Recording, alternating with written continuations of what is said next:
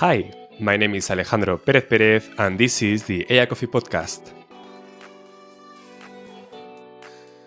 Every week, you will have one disruptive aspect of technology and artificial intelligence for the time to drink a cup of coffee.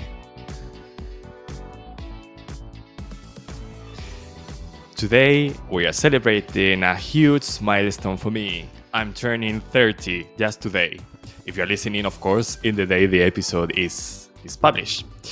So, well, of course, this is not the purpose of the topic of this episode, but still I wanted to share it with you because I'm really happy to share it with all of you listeners of this podcast, that I am changing my age to, let's say, a new decade. So, yeah. Of course, I'm recording this before, so at this time I'm still 29. So, yeah, let's hope that I will be alive until it's my birthday. Okay, so jokes apart, let's talk about one topic that I really, really like, and I usually talk to my students, to people I teach in different businesses, different companies, because I have heard that this is not so obvious actually, and yeah, I think it will make a huge impact on you and your team. So let's talk about prompt engineering and, of course, the super prompts, which is something I love. And I will talk about this at the end of the episode. So if you want to understand what a super prompt is, wait until the end. So when ChatGPT appeared and generative AI appeared around 2 years ago, there was, I don't know if you have heard that, but that was like a piece of news, at least here in Spain, that one I was like a young person around 20 years old, with like, I don't know, some training he has done for himself, um, was now expert of prompt engineering, and he earned, I don't know, like 300K per year or something like that in a company in the USA. And it was like really a huge thing, and a lot of titles of newspapers and saying prompt engineering, this is like the topic and the subject for the future. And what I will tell you in this episode is that no, it's not. So prompt engineering is very relevant, is very important, but I guess nowadays, 2 years later, we have seen that it's part of our daily life, or at least it is supposed to be part of our daily life as an employee, part of a team, a worker, that you need to understand how AI works, how to talk with AI, which is not obvious. You need sometimes training, but it's not something like you have a person on your team, only this person in charge of talking with AI. It's like, I don't know, using Excel, for example, or using a calculator, or using, I don't know, writing an email. For me, it's part of the transversal, let's say, skills everyone needs to have. So not like the prompt engineering group, for example. So for me, this is more or less the idea. Let me know on comments also what are your thoughts about that. But let's talk about how to create powerful prompts.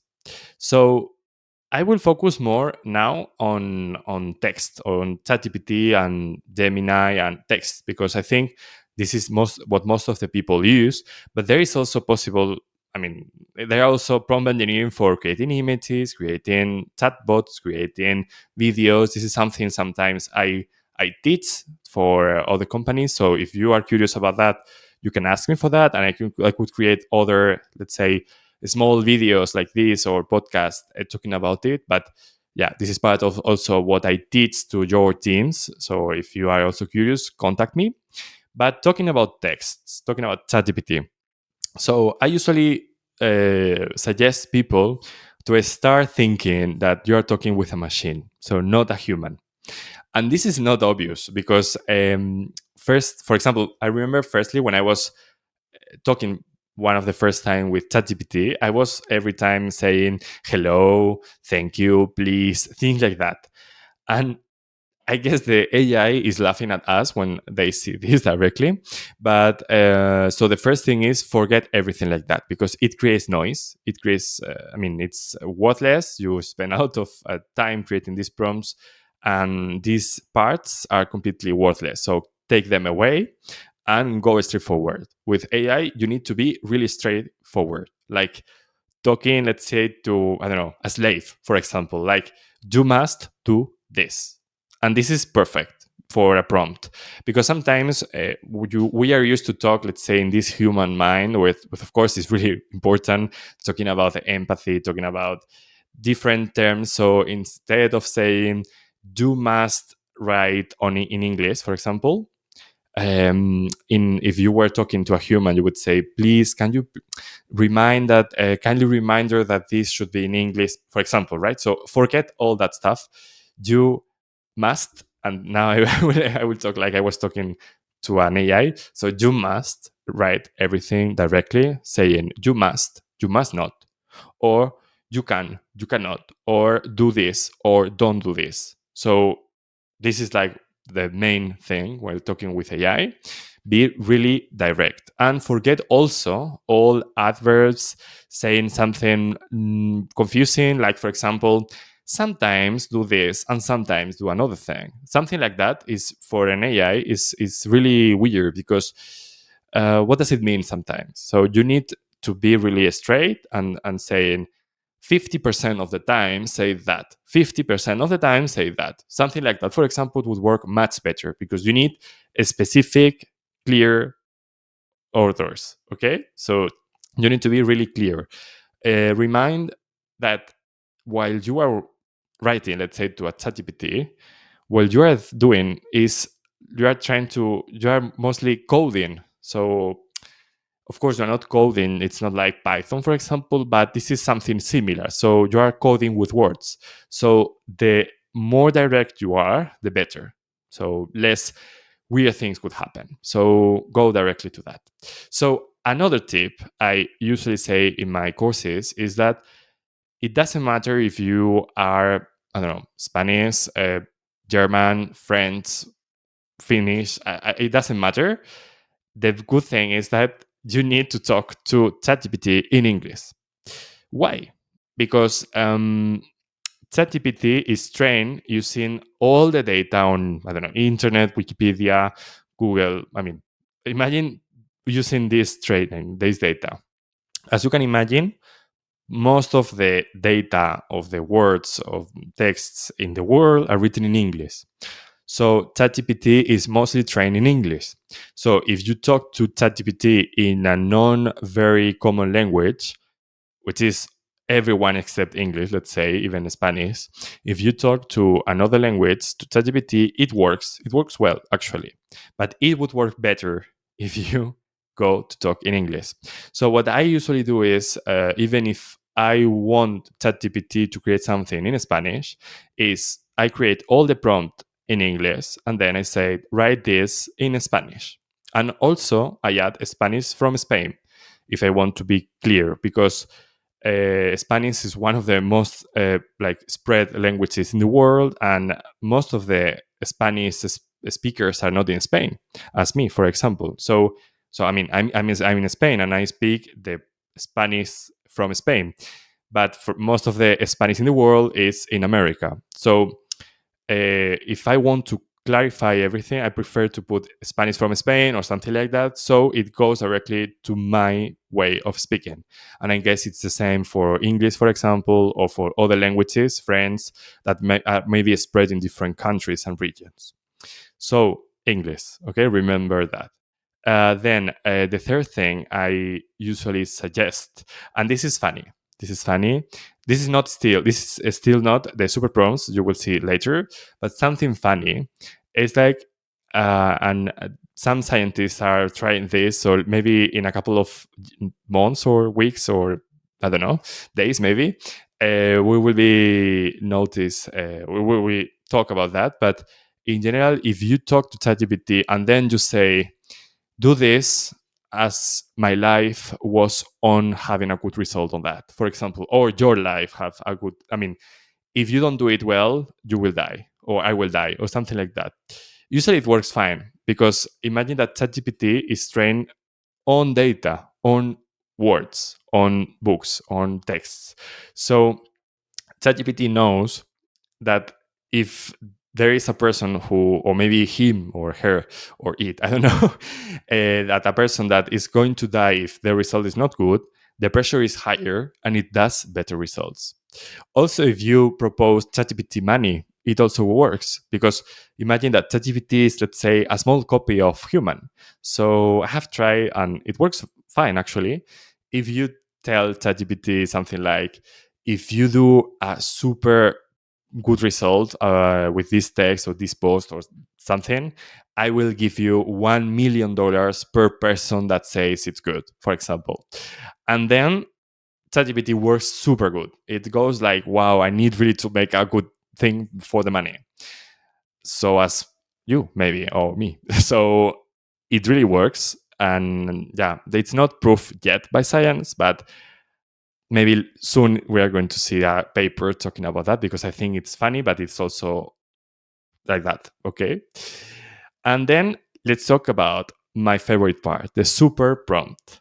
So the super prompts, this is like a word I found for talking about one specific term that science has proof. So now I will talk only about science. Okay. Everything I will talk from now until the end of the episode, it's proof. There is papers talking about this, saying that it is like that.